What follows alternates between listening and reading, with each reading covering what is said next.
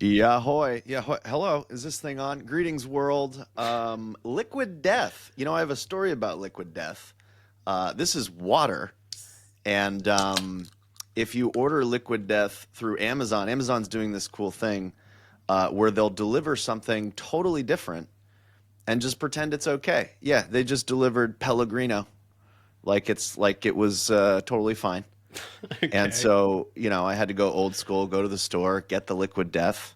Yeah. And now we have it. So I don't know what's going on. Maybe Harv, what do you think? I think we're in the age of, customer asks for A, we Hmm. deliver B, and we just don't say anything about it. We just collect the Yeah. money and we move on. Let's see if we can get away with it. That's interesting. You know what? To be honest, so I'm over here in the UK. I live in London, and I'm not sure Amazon sells alcohol. Actually, I'd have to check. I've never No, this thought is of water. ordering. This is literally sparkling water. Oh, that is literally water. Okay, well, Yeah. then I feel guilty having a beer here. But I guess the show is called Beers with Max, so Oh, it's okay. I Well, there's other we got stuff in the background. nice one. Now All but right. it's in the afternoon for you. See, I Yes. gotta pretend that it's like really late for you and a normal time for me. It's 3:30 in the afternoon on a Friday for me. Edit. So We'll edit that out. But Harv, I am excited to talk to you. Well, I mean, to be completely honest, I'm easily excitable. I am excited to talk to everybody. But we actually had a previous conversation.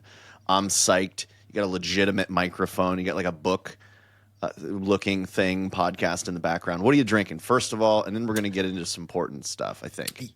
yeah, you know what? I didn't have any beer on hand, so I went to the shop earlier and I was looking for my favorite. It's called a Beavertown Neck Oil, which is an IPA. It is so good. It's my go-to beer. They didn't have it, so I've gone for second choice, which is a Brew Gooder Juicy Pale Ale. So it's See, sorry, go on.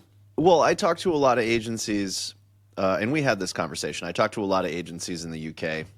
Yeah. And everybody seems to think it's completely different. Like somehow the market in the US and the market, everyone says every agency in the UK, we're 5 years behind and things like that. Hmm. But I would say the difference amounts to like the differences in our accents. It's barely different at all. I don't see it. I don't buy it. I've spent 10 years talking to agencies in the UK, the US. I don't see a difference in the market or what's going on. But what I'm happy about is that your crafty beer game is just as aggressive as ours. Did you say snake bite, snake oil, Neck Oil. It's called neck Neck Oil, oil? which See, is now an that is amazing. That is an amazing name. yes, there's plenty of creativity happening on over here as well. And now it's Yeah. made its way into water, liquid death. Yeah, So interesting. That's not what I would normally associate water with, but yeah. yeah, I anyway. What are we doing here? Oh yeah, beers with Max. Welcome everyone. We're talking about what are we talking about? We're talking about marketing. Should we talk about marketing? Maybe agencies. I think that's what we do, right? I think that would be a good idea. Yeah. That's cool. Hmm. What do you do? How does one harv? Hmm. Good question. How does one answer that question? So I am an agency and marketing kind of guy, that kind of background. You can tell from my accent. I'm from Canada originally, but I've been living in the UK in London for 12 years, and I was a group operations director at an agency. Now into ops consulting, but I also started working for an agency work management platform called Scoro this year. So it's been a bit of an interesting journey, and yeah, I started a podcast, with Scoro's support. You can see the poster behind me, the handbook, the agency operations podcast. So We I'm can very see new to half this, of it. That's Max. for sure. Yeah, well, I'm new to this. You've been doing this for ages, so yeah, it's been an exciting year. Yeah, the trick is have fun and don't try. Hmm. Because if you don't try and it sucks, you don't have it. Yeah, But if you don't try it, it's good. Then you're like, all right, this is cool. We can do this. yeah, yeah. Yeah. So okay. So operation. So what is the status of the space of agency ops software? Like let's name drop. Let's be like, okay, here are the players. Here's why they exist, and then how the heck did they get hold like what convinced you that this is the right space to spend some time in? Yeah, that's a really good question. So, I work for this company called Scoro, which is a professional services automation platform. And a lot of times, like, this is an agency tool, but agencies don't even know about this term professional services automation a lot of time because agencies don't go around calling themselves professional services businesses. It just doesn't resonate, so it's a weird category. But that being said, it is very relevant. And Scoro's a name out there. There's people might have heard of Cantata, Productive, things like that. So those are some of the players out there. Okay. So how'd you get into agency ops, and how would, so for people listening, how else might they identify? Like we were sort of bonding. I was the hell was I back in the day? Yeah. VP is such a weird term. VP of customer success, client services. There you go. Like what did I do again? Yeah, VP of client services. So, obviously there's a lot of operational responsibilities, but how would the 3 bullet points of the job description? Yeah. Of operations, you mean? Yeah, Right. the Yeah. agency ops guy. I love Yeah. that. I love the Being, generality, and I love just like the human terms. So yeah. don't get me wrong, I'm a big fan, but I'm trying to give us help people identify with the role because maybe they're sitting in it today, and so this could really speak to them. Or maybe agencies are listening and going, "Oh, that's why I have these problems. I don't have the ops guy." Yeah. Well, you know what? Let's be honest. Firefighter, problem solver, therapist, the tech guy, the HR, finance, process, all of that kind of stuff, right? Operations is such a broad thing. And if you ask me or ask somebody else or ask 100 people, everyone's going to have a completely different answer because it means something slightly different to everybody. And the way I got into it, and I think a lot of people kind of stumble into this kind of career, it's because, you tend to have that fixer mindset, Max. Like if I went into a place, and I've been there, I've been at agencies that are kind of at the earlier stage of maturity and things are broken, like I can't let that go. And that works at my house as well as my flat. Like if something's busted, like I can't leave it messy. I need to fix it. I need to sort that out. And that was what I was finding I was doing at my agency. The internet's super dreadful. Okay, well, let me sort it out because nobody else wants to do this. The iMacs back in the day when people didn't have the laptops and we had to go into the office, they didn't have enough RAM. So you know what? Let me just upgrade them so we can all work in a slightly faster way. All that kind of stuff. I was just kind of stepping in to sort it out, and then starting to realize that this is what I enjoy. And like I interview agency people, ops people for my podcast all the time. And whenever I ask them how they got into it, very similar journey. You just start getting involved with stuff behind the scenes, and that grows and grows and grows. I'm gonna go through some questions based on like where I think people might be starting. Yeah. So they deliver marketing services. Then they go, "Ooh, if we don't deliver them efficiently, then the people we've hired can't take on as many clients." And so I think when people hear these earlier agencies hear marketing operations, Yeah. it's a lot around, it's the assembly line to deliver the things, the content, the websites, the campaigns. Is that accurate? Is that like a first tier? I want to just go one by one. Well, no. I would say Brilliant. Great. that's Oh for one. yeah, I think that realization comes much later. Okay, so I think you kind of stumble along in the dark far too long before you realize Profitability that. is a late Yeah, later? I, Really? I think so. I think at stage one, you're just kind of getting your business off the ground, and you are worried about like invoicing more than you're paying out every month, and it's as basic as that. And your real like kind of focus on profitability and analysis, that is a later stage in maturity. So you've kind of jumped ahead there. I think if I come back to the point of ops, I think we've really only started taking it serious in the agency space in the past couple of years, and and it's starting to be something that we start talking about a lot. But I just don't think it had the credibility or the respect or appreciation until just just a few years ago, even. So this is pretty new. But like, yeah, if you want to dive into it, like there's we were talking about how we were planning this conversation, and it is a journey, that maturity. So Yeah. if you want me to tell you about Yeah, what that well, stage one we're was. gonna go. So you've got do you call it? You've got your five point Yeah. maturity curve. I love maturity curves because it allows me to say things that would otherwise be offensive, in a very objective way. So I'm a big fan of maturity curves. We're gonna get into that. I just want to, like, I've been thinking Yeah. about ops, and I just want to either try and validate. I'm 0 for 1, so it's not going well. This might be a short conversation on my side, but so like the marketing ops, let's deliver things efficiently, and Yeah. then the more people you add on, now it becomes, now I think it becomes more about utilization of talent, Mm-hmm. making sure that you've got the right people in the right seats, understanding how much work you're giving them, forecasting when you might need to hire that next person based on Yeah. the amount of work coming in, that sort of thing. Is that a logical step Mm-hmm. two? I realize that it's not. I realize that I have more optimism of the agency space, which might be the first time that's happened all year. Is my level of optimism okay? But is that the second rung of operations? Is that sort of people capacity management?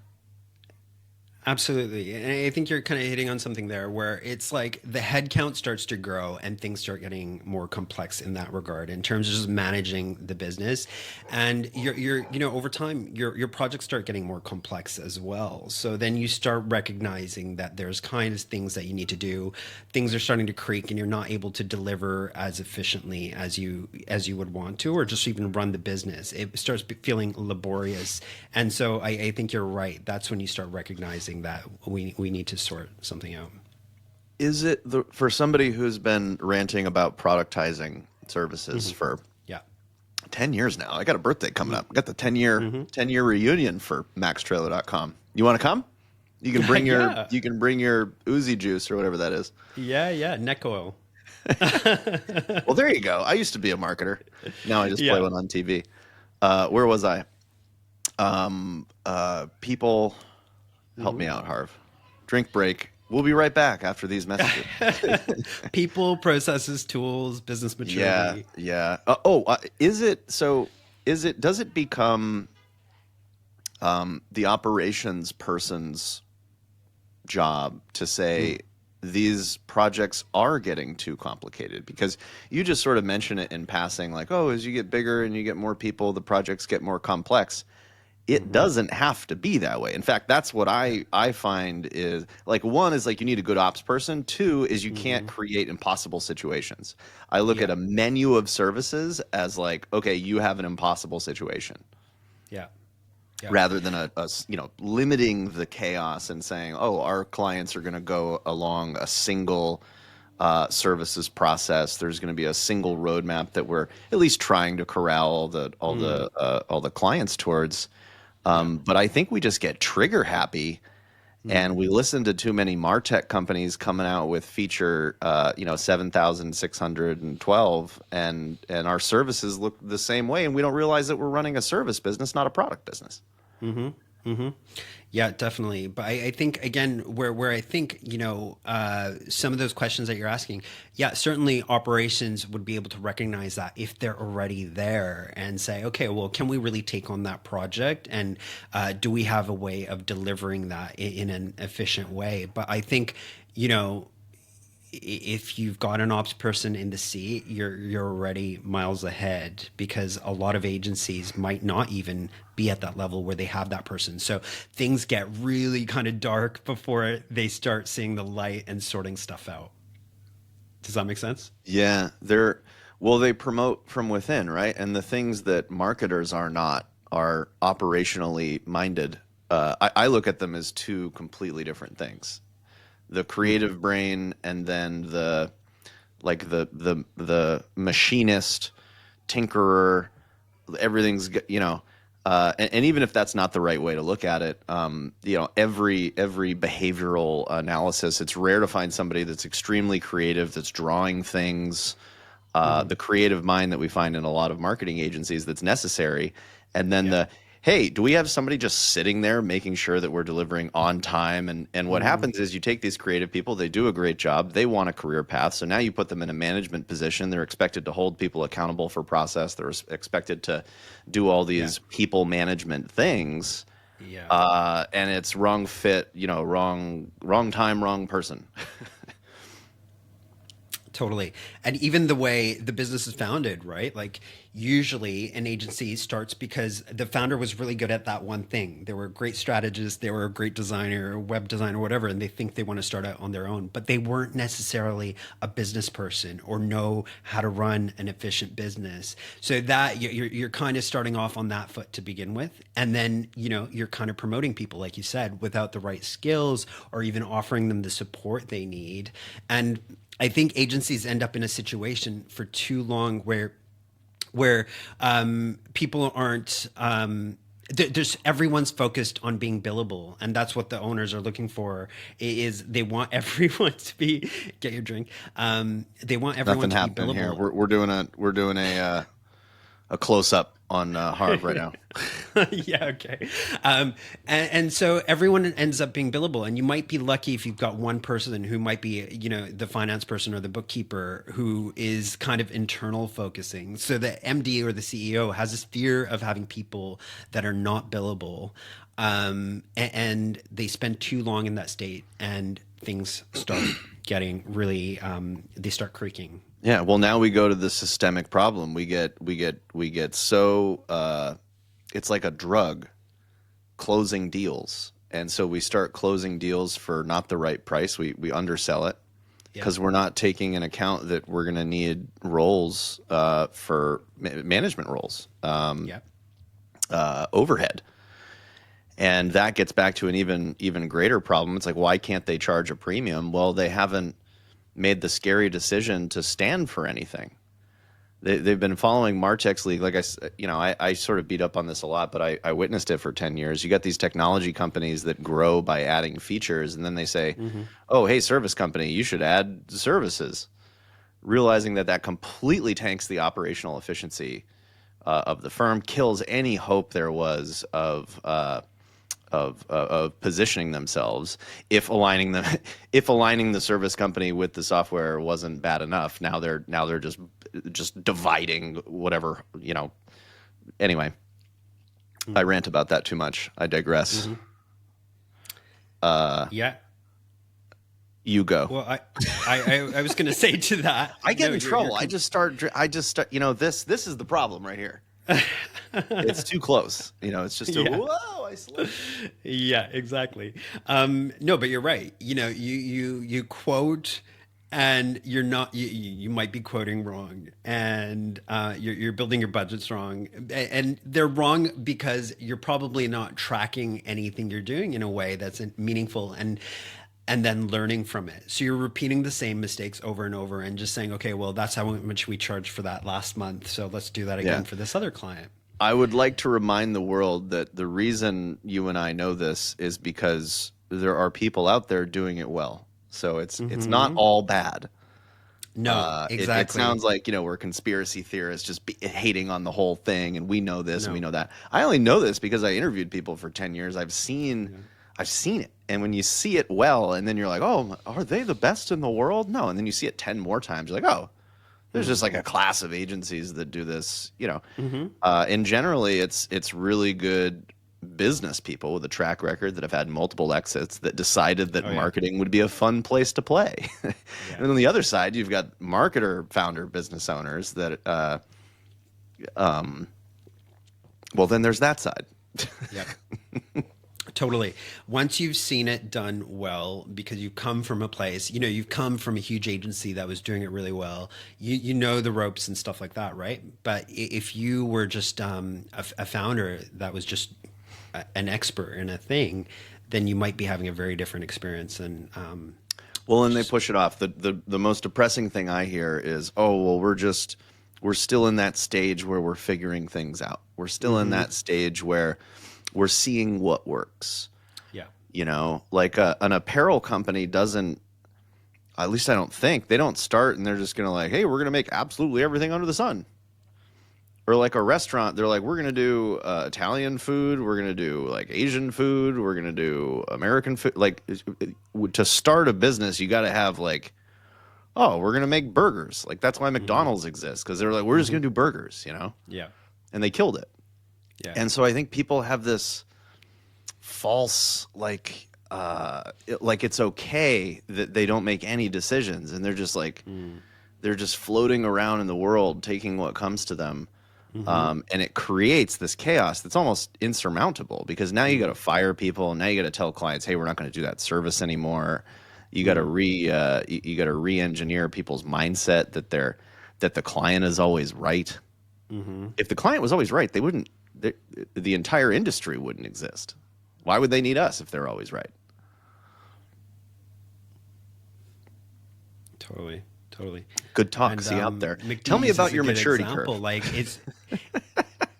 Oh yeah, sure. Sorry, I think we had a little pause there. I lost the connection for a moment. Oh, So you know, a the moment internet. behind. I'm doing it I in was just- 4K, so yeah. who knows?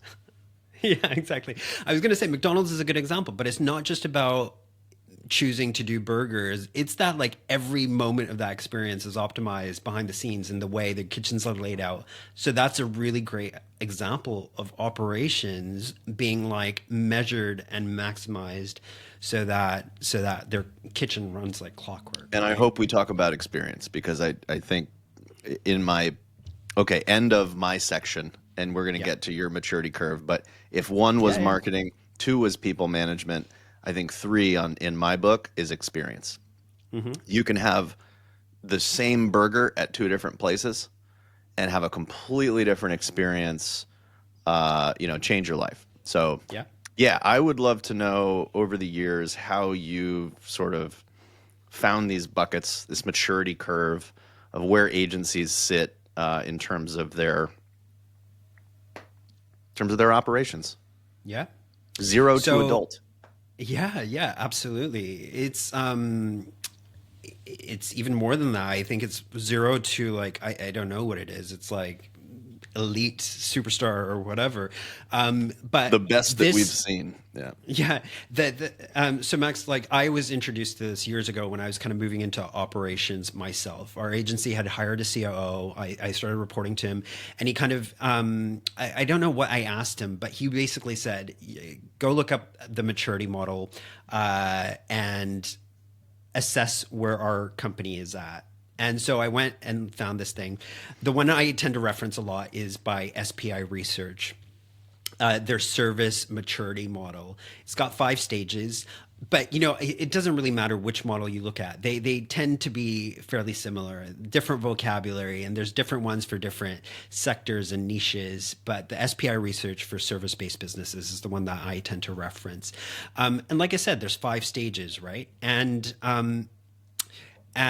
I looked at this thing and it gave me so much clarity. It was just like suddenly I was like, okay, I really understand where we're at and where we need to go. And I don't even think it's a tool you necessarily need to spend a great deal of time, analyzing or measuring or something. I think just the surface level understanding of it and it will give you a nice steer about where you are and where you should be aiming for.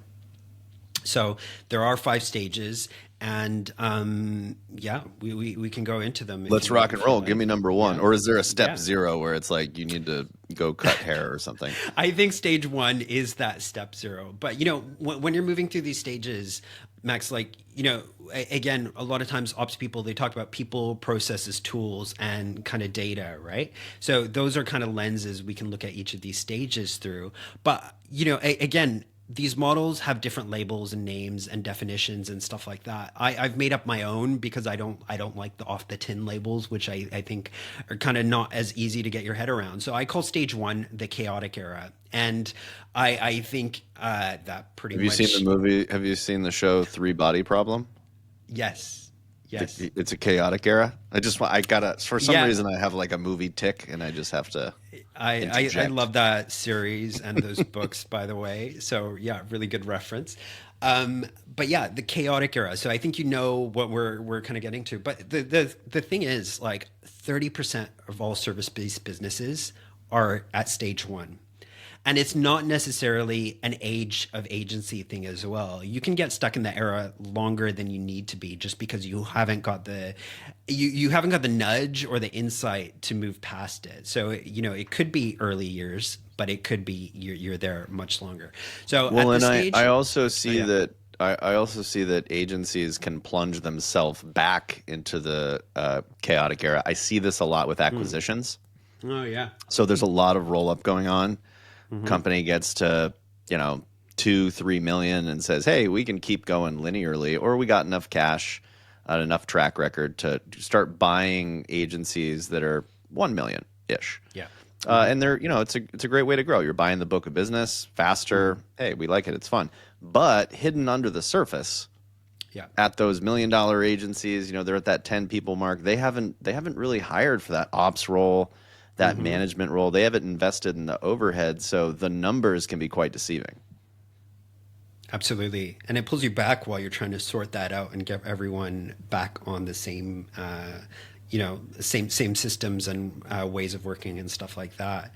But yeah, at this stage, I think the focus is very much someone started a business and they're not necessarily a business person and knowing how to do that efficiently. So they're just trying to prove that their business works and win customers, and that's the main focus, and they're trying to make sure that their incoming revenue is greater than the bills that they're paying and the salaries that they're paying, and that's it. That's all the analysis. The founders probably don't have a good leadership structure, so they're trying to do too much stuff on their own.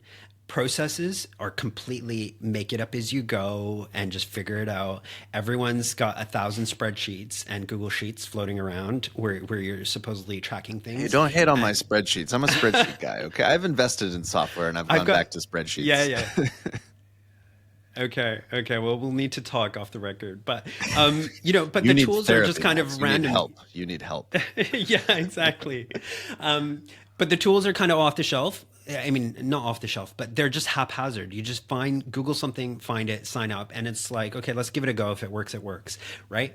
But you don't have that data and the insight into how your projects are doing, let alone really detailed information on how your business is doing. So over servicing is rife. Teams, every individual in your company is basically an entity in itself doing things their own way, right? So, and you kind of copying pasting things from past projects or other people. So, not a great place to be. But like I said, it's not necessarily about age of the agency. It's also kind of if you just get stuck there too long, then you can get Yeah, stuck well, there. those are the symptoms, folks. If you have experienced any of these symptoms, call Harv at 888. Please do. Yeah. All Should right, we stage two, please. Let's get out stage of this. two? Let's get out of the chaotic era here. Let's get out of the chaotic era. Okay, I call this the glimmer of growth. Okay, you got pockets of best practice now. And I think this is almost a reaction of people, potentially people like me with my background, whether it's project management or kind of people with that ops savvy fixer attitude, which is just like, oh my God, this is nuts. Like my team just needs to work slightly separately. So when I was in my agency as like a digital producer, it was like, okay, the rest of the agency could be doing all this chaotic. I don't know if we can swear here. I was going to say chaotic shit, but I Beers know, with Max. right? What do you think? Yeah, Do yeah, I need to exactly. work on Okay. my personal branding? Is it not clear? Well, let me say that again so you can cut the nice stuff.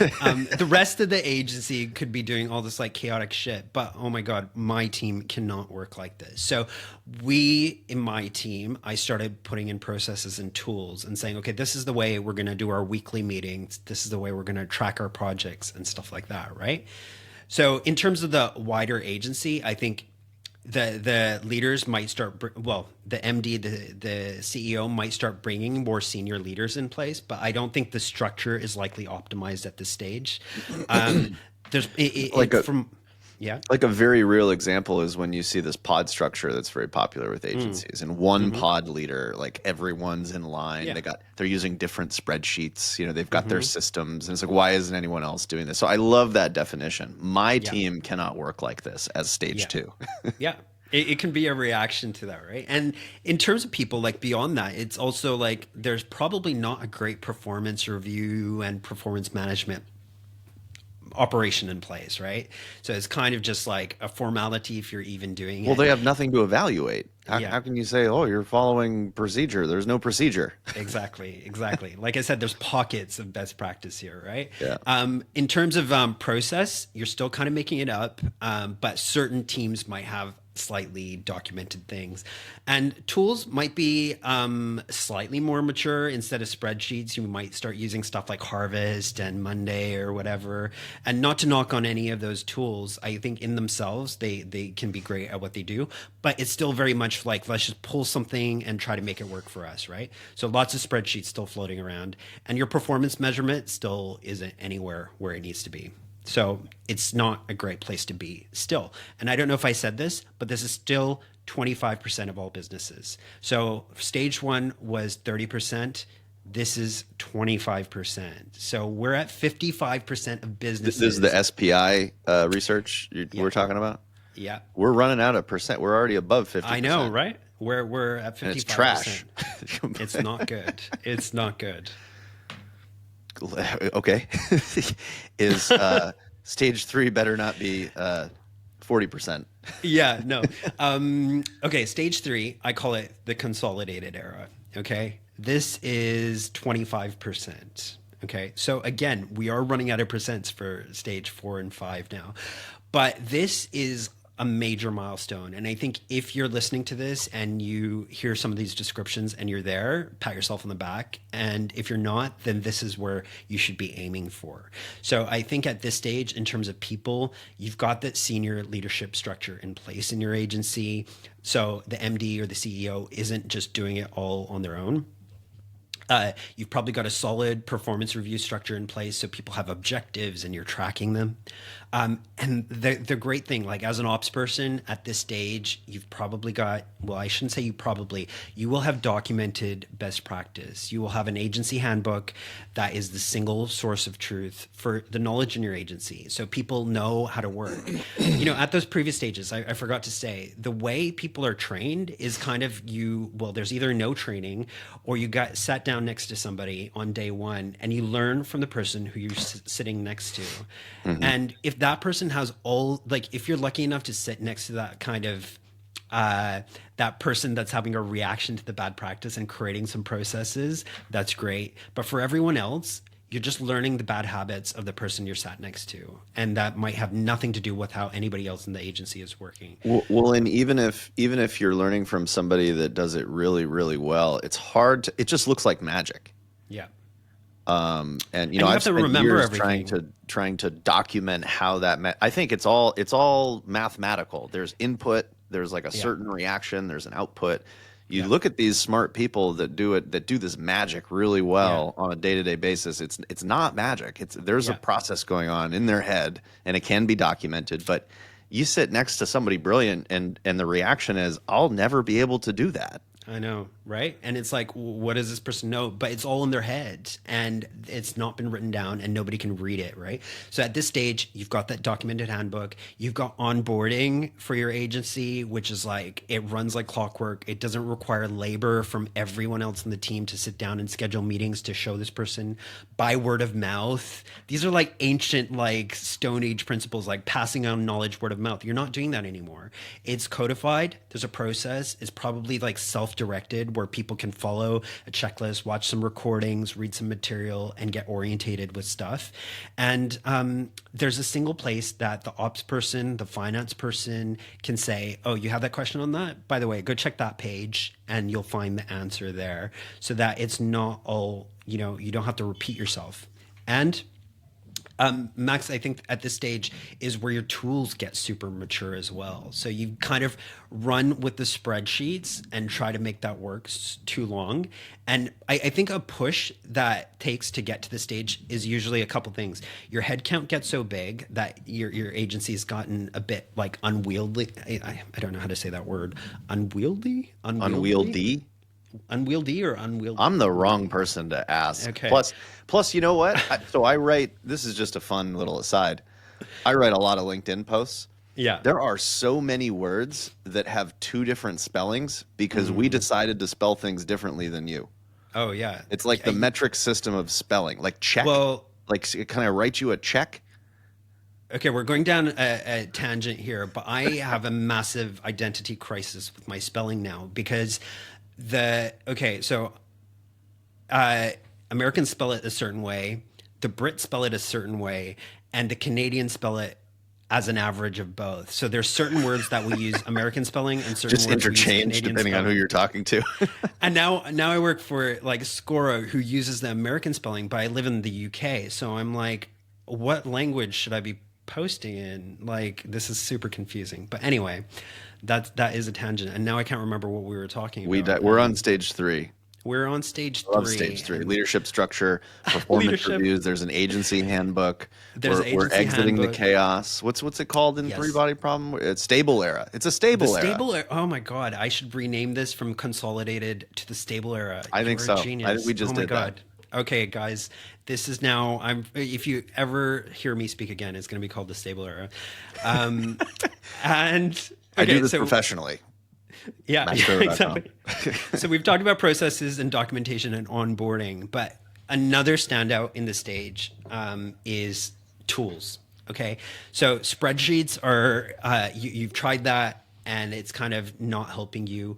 I remember what the tangent I was going down before we went on the spelling tangent was like your headcount's getting too big, or your projects are getting too complex, or the market's really tight, and things you can't get away with just hoping that you're going to invoice more than you pay out. So then it's like, okay, well, we better start taking our profitability seriously. Okay. What I've found in this before the stable era, because you can really get very far with chaos. Yeah. And everybody, Totally. these are the pizza parties and there's beer in the fridge. Everyone's like, yeah.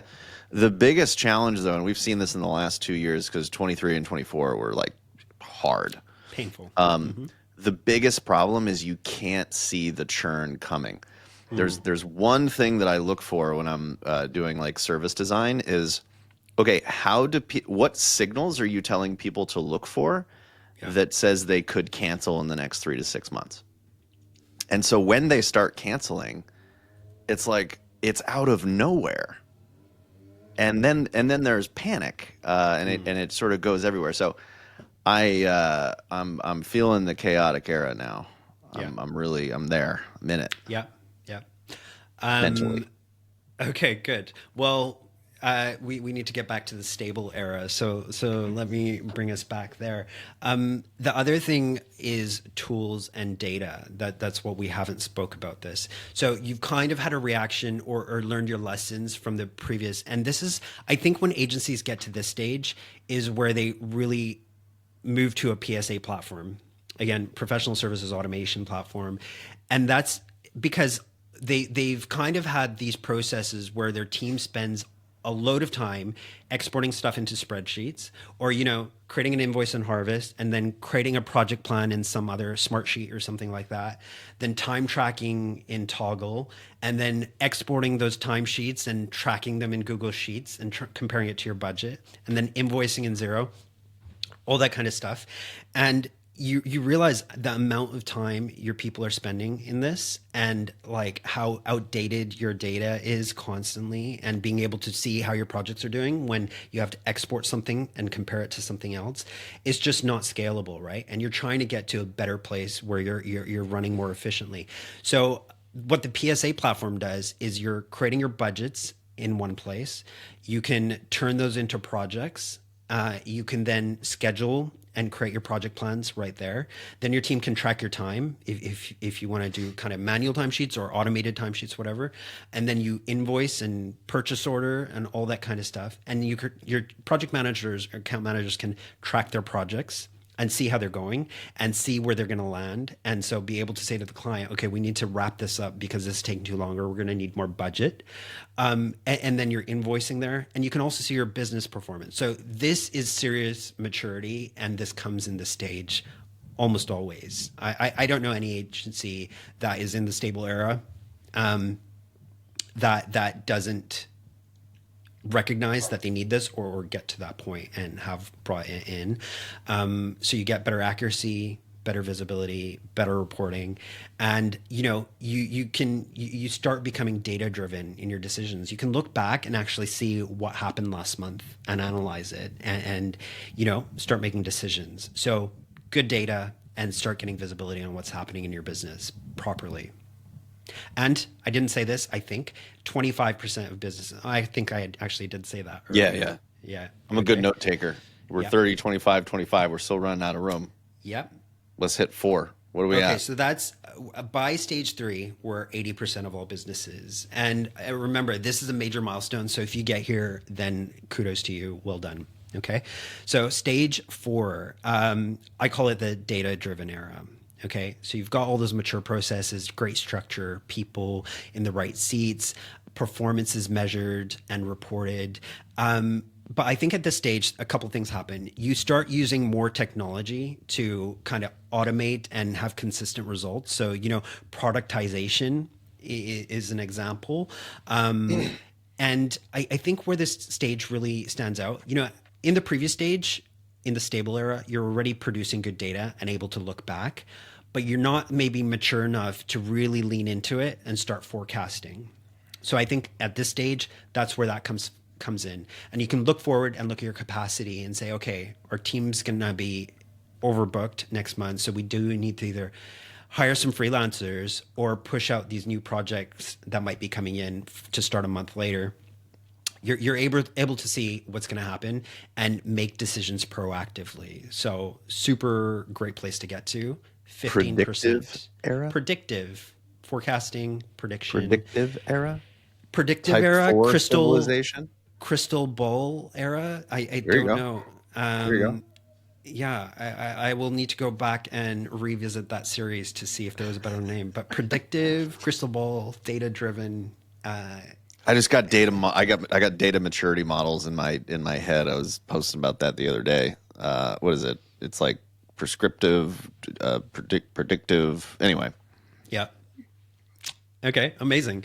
So I don't know if you've been adding up your percentages. Do you know? 80. What's left? You just said 80. Well, that was 80 with level 3 stage. Oh 3, yeah. What's 4? 15%. Uh-oh.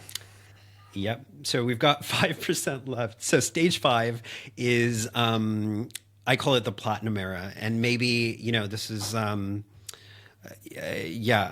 don't know. I don't know if there's a better name for it, but Taylor Swift was in my mind when I came up with the platinum era. And, Superstar. So, yeah, 5% of businesses get to this stage. So super rare. Maybe most of us haven't even worked at businesses that get to that level. So you've got all of that wonderful stuff that we've talked about before, but beyond like the continuous improvement and the proactive and the predictive and all that kind of stuff, I think you're able to really innovate to improve your customer experience at this stage and be just miles ahead of your competition. And perhaps Max, this is where things like, value-based pricing also comes in because you're so good at what you do and the experience you're giving your customers and the innovation that you have taking place is you're giving an elite experience so you can charge over and above everyone else and you're not competing with kind of the smaller players and competing on pricing. You're a sure thing. Yep. And my dad always said he would say no fair selling. Mm-hmm. I mean, I did. Sorry, go on. Yeah, no, that was okay.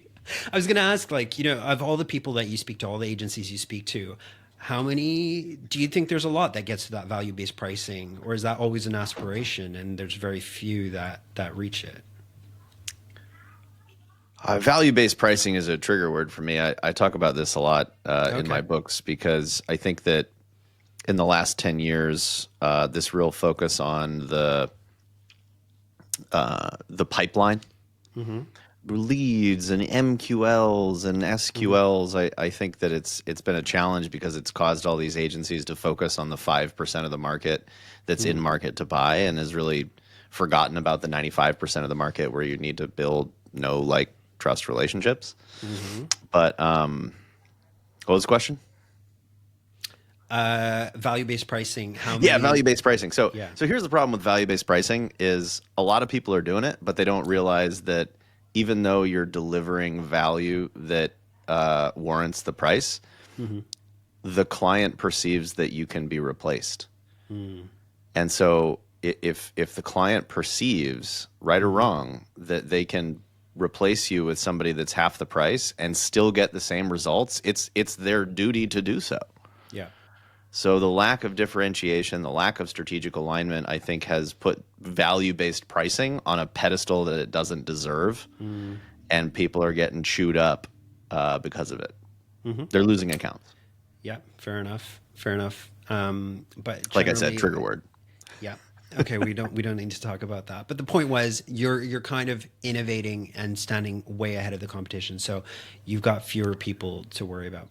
So this is the first time that so I noticed a shift in this step 5 that all of the effort can now be put into customer experience. It's the first time we've mentioned that. Everything up until now, even the stable era, data driven, it's all about fixing our shit internally. And finally, once we've got our shit taken care of, then it's like, oh, what's left? Well, what can we do better for our customers? How can we make them like this Well, more? It's yeah, like we can get them see. value, but it's like pulling teeth right now. Well, I don't know if that's completely accurate. That's probably the way I've explained it, but I don't think that's completely true in the way it is. I think in the stable era, your customers will start noticing the maturity you have. The way you produce your quotes are going to be more consistent, whether it's person A or person B producing them. You know what I mean? So the way you deliver, and I'm not just talking about literally the quotes, but I just think the way you deliver things and the way you communicate, it's going to smarten up and they're going to recognize that. So despite me not talking about experience, I think each of those Fair. stage 3, 4, and 5, that there will be differences. It's just in stage 5, I think the innovation gets really fired up and you can really focus on, investing in that kind of R&D and seriously standing out. Yeah. For the record, I think 1 and 2 can be the chaotic era, Yeah. and 3, 4, and 5 can be the stable era. Yeah. I love it. It's just that makes it really easy for the Yeah. whole 3-body problem thing.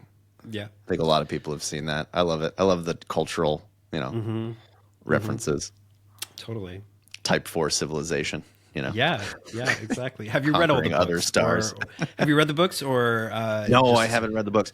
I got into this nasty habit of just interviewing the authors Oh. instead Have of you- reading the book. Okay. Like that's what who've all you- these books that I have. Like, I mean, Yeah. granted, like, okay, David Baker's Business of Expertise. Like, I read that cover to cover.